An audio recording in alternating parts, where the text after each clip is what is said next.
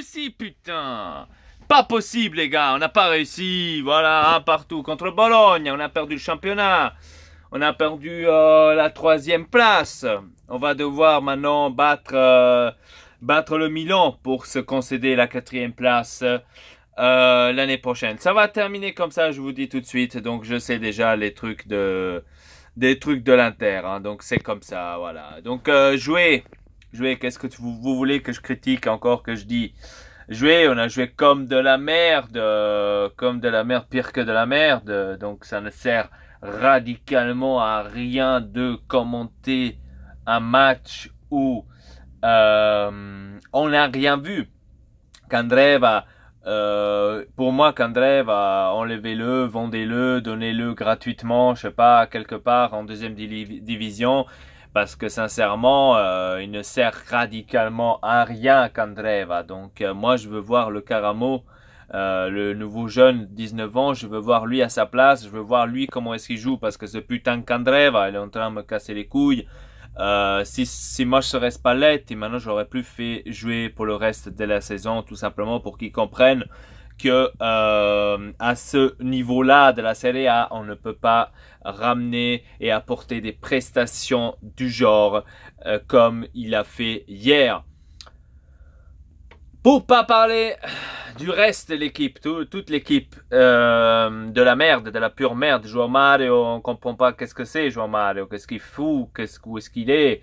On dirait que João Mario c'était genre un mec qui savait pas qu'est-ce qu'il devrait faire de sa vie, quoi. Vecino et Bocavalero, on peut pas trop les critiquer parce que les deux ils se sont fait mettre en pression par Bologna, que contre nous, on croyait que c'était Barça. On s'est fait mettre en pression par le Bologna, oui, parce qu'ils étaient mieux physiquement. Ils étaient mieux physiquement que nous. Nous, on avait l'air mou, on avait l'air mort, on avait l'air qu'on avait joué 6 semaines d'affilée sans arrêt. Et ouais, donc qu'est-ce que vous voulez que je vous dise, les gars?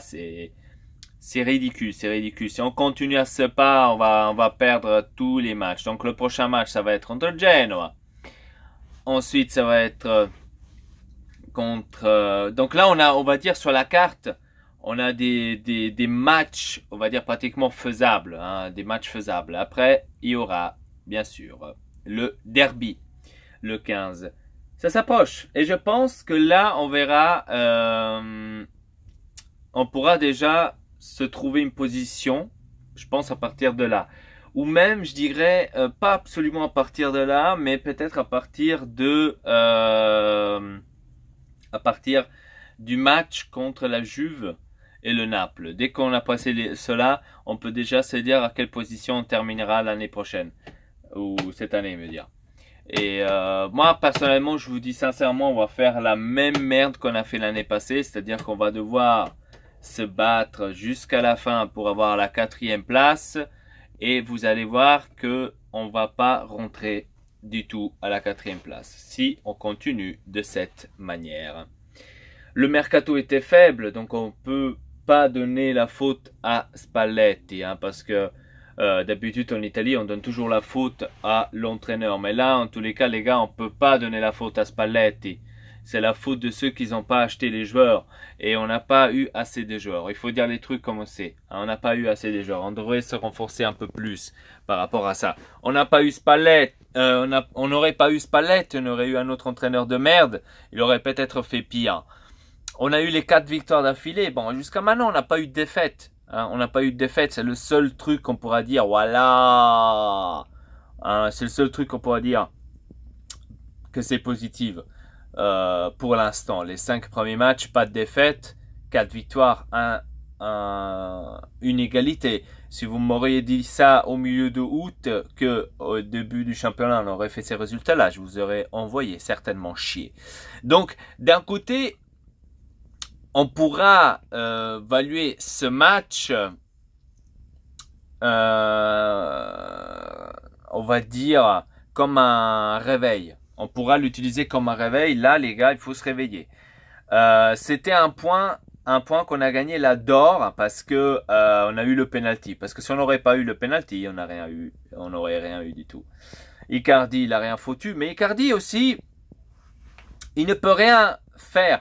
Moi, je trouve qu'on devrait changer la formation. Avec une seule pointe, Icardi tout seul, ça ne marchera pas longtemps et les joueurs, enfin, et les autres équipes, les autres entraîneurs vont commencer à comprendre comment est-ce qu'on joue. On joue toujours latéraux. Soit chez Perisic, soit chez Perisic, soit chez Candreva. Et c'est ça le problème. C'est ça le problème. On joue toujours de la même façon. Hein, Candreva, hier, il a même pas réussi à faire un putain de centre. Corner, il les a tous mis par terre. C'est quoi ce délire? C'est quoi ce délire? On dirait qu'on est à la division 4 là. Pas possible. Il faut se réveiller. J'espère que ce match, les joueurs vont le prendre comme un réveil. Ils vont se dire putain de bordel, on a chié. On a vraiment fait chier ce match-là. C'est mieux qu'on commence à se réveiller. Et prochain match, j'espère qu'on verra une autre Inter, un autre jeu. Eder. Je dis depuis longtemps que Eder, il doit jouer. Je dis depuis longtemps ça, hein, que Eder doit jouer. Et laissez-le. Moi, je dirais que Eder, on devrait le mettre titulaire pour le prochain match, tout simplement. Eder et Candreva dehors. J'aurais mis Caramo. J'aurais mis tout de suite le jeune pour voir. Il y a une nouvelle donc de Cancelo, à ce qui paraît, il va être de retour pour Benevento. Il a comment dire, sa blessure, enfin, il a récupéré plus vite que prévu. C'est déjà pas mal. J'aimerais bien voir maintenant Cancelo parce que c'est aussi, on va dire, un joueur que je voudrais aussi voir comment est-ce qu'il va se bouger à l'Inter. Donc très très mal contre Bologne. On a fait un partout. Aujourd'hui, il y aura les autres matchs, donc les autres qui vont jouer. Il y a Milan-Spal, il y a Juve-Fiorentina, il y a Naples-Lazio. Donc il y a quand même des matchs assez important, on va dire. Hein, mais normalement, les grosses équipes Juventus-Naples, donc les deux qui vont certainement se partager la première et la deuxième place, vont certainement gagner. Je pense pas qu'ils vont lâcher des points. Si maintenant, eux, ils vont égaliser, c'est bien pour nous, c'est bien, on va dire pratiquement. Mais bon, nous, on n'est pas là pour regarder la première place ni la deuxième. Hein. Nous, on est là pour regarder la troisième, quatrième place. Parce que la troisième, quatrième place, on se la joue entre Milan, Lazio, Rome, nous, l'Inter. Donc, c'est ces quatre équipes-là. Normalement, s'il n'y a pas des surprises, c'est entre ces quatre équipes-là qu'on se la joue la troisième et quatrième place. C'est-à-dire 2 vont avoir la Champions League et 2 vont aller s'enculer, carrément. J'espère que nous, on sera des deux qu'on va aller en Champions League.